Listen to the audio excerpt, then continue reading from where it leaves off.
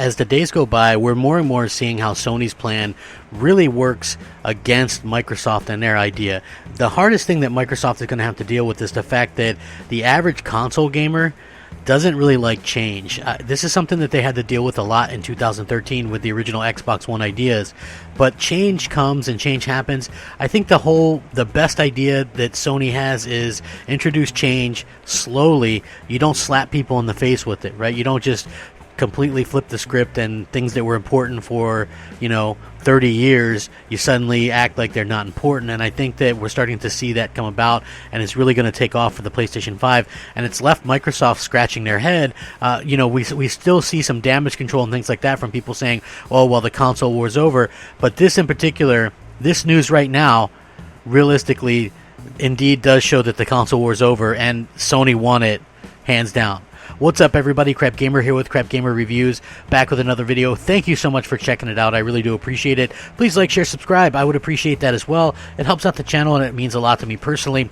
Shout out to all the old subscribers, new subscribers, everybody in between. You guys are absolutely incredible. If you're looking for the best way to support my channel, a simple like does the trick. You can also hit the bell so you're notified of all the content as soon as it drops.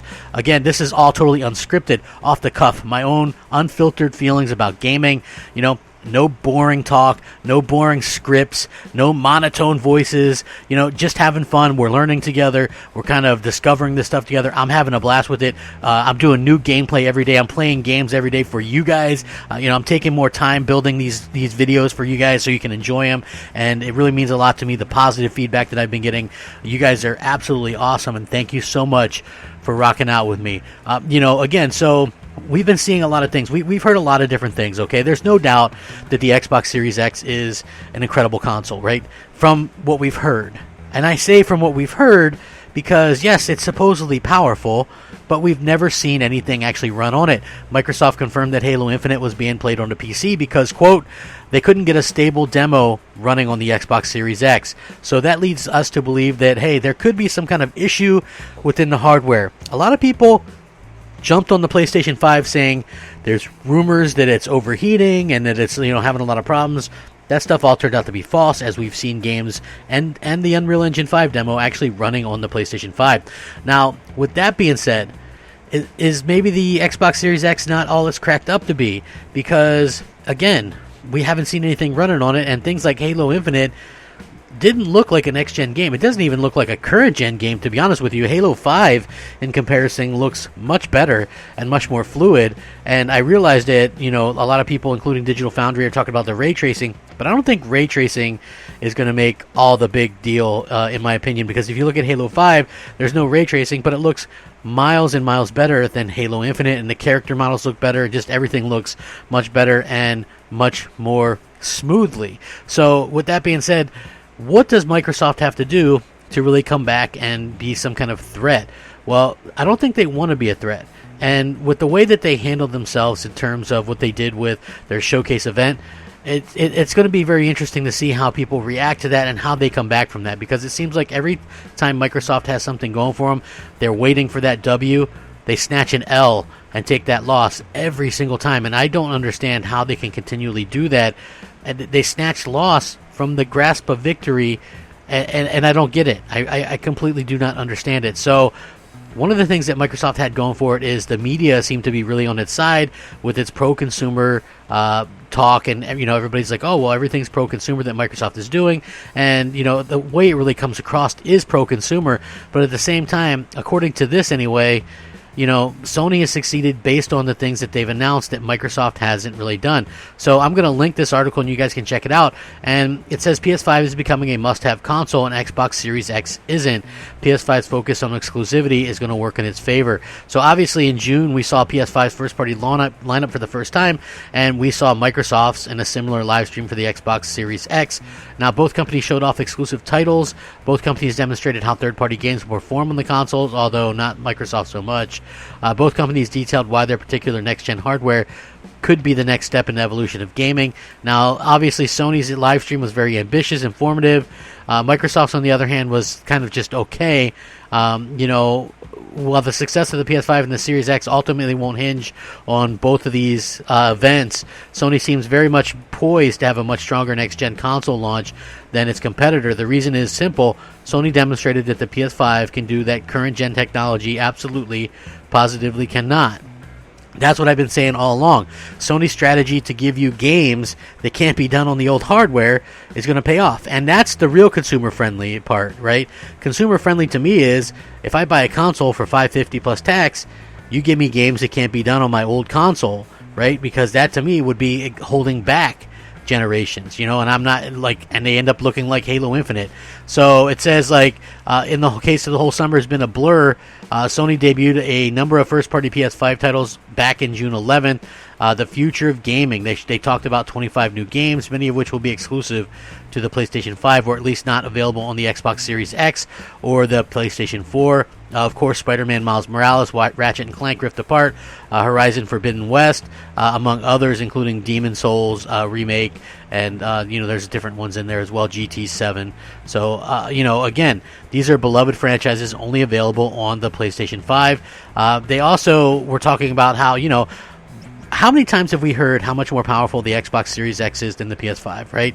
Yet we've never seen anything running on it. We heard how PS5 is RDNA 1.5 or RDNA Lite, yet the games actually have ray tracing on them, and we've seen nothing. In fact, ray tracing on Halo Infinite is going to be a DLC patch later. That's pretty unforgivable, in my opinion.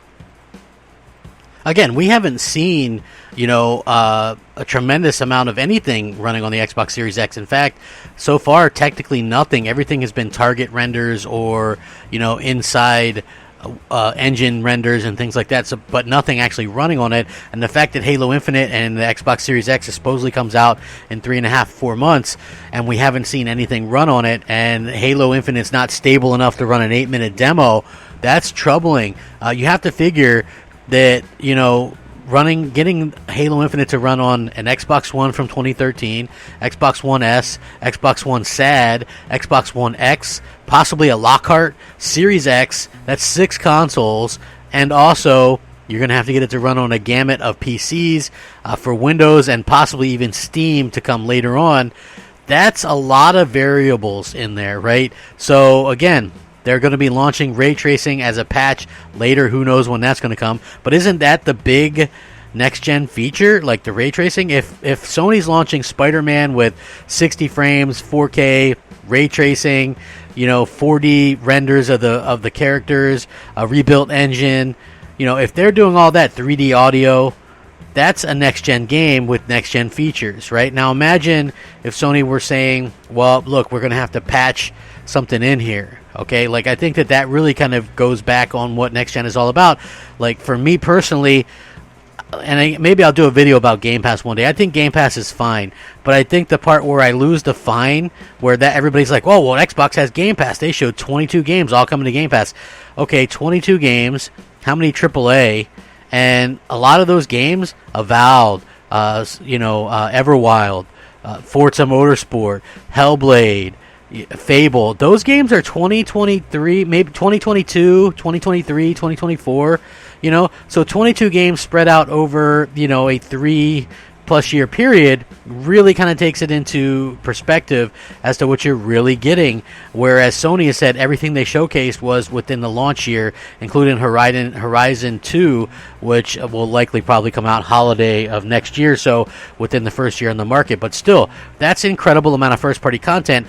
After Halo Infinite comes out in November, what is the next Xbox AAA, and when is that going to come out? You could seriously be 18 months to 2 years without another AAA exclusive. Not to say they don't have anything, but that smaller stuff like Psychonauts 2 or Battletoads or Flight Simulator or Gears Tactics.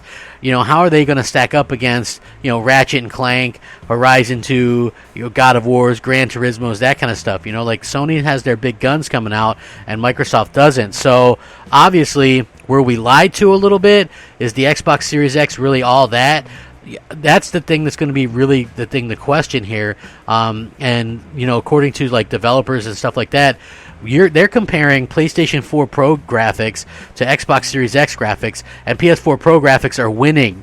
Like a 4.2 teraflop PS4 Pro from 2016 is having better graphics and fidelity and less pop-in and less issues and better lighting than a 2020 Xbox Series X game with Halo Infinite. So that should really kind of, teach you a lot. Also, one of the things that a lot of people are pointing out is, Sony really challenges their developers to do better, while Microsoft doesn't really do a good job of that. There's no crunch at Microsoft.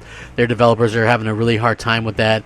I'm sure that Halo Infinite could be fun, but are we really happy with Xbox putting stuff unfinished in Game Pass, and then you can just go, well, it's in Game Pass, right? Like, I think at some point you have to just go, well, can't you finish the game before putting it in there first? Because Sea of Thieves, State of Decay 2, Crackdown 3, these games were not finished in Game Pass and launch. Grounded, these just games were not finished, and I think that's a big problem for Microsoft going forward. Developers are saying PS5 is more well-rounded than the Xbox Series X. Maybe some of that stuff has some truth to it. Very interesting. I'm going to link this article, a couple of these things. Let me know, has you been more impressed with Sony or Microsoft? Like, honestly, the fact that we've seen nothing running on a Series X yet is troubling, and I'm worried. Let me know what you think. Sound off in the comment section below. Please rate, comment, subscribe, all that kind of good stuff. Stay safe, happy, and healthy. Thank you for taking time to enjoy another one of my videos. It means a lot to me. Rack 'em up and game on. Crapgamer out. Unscripted.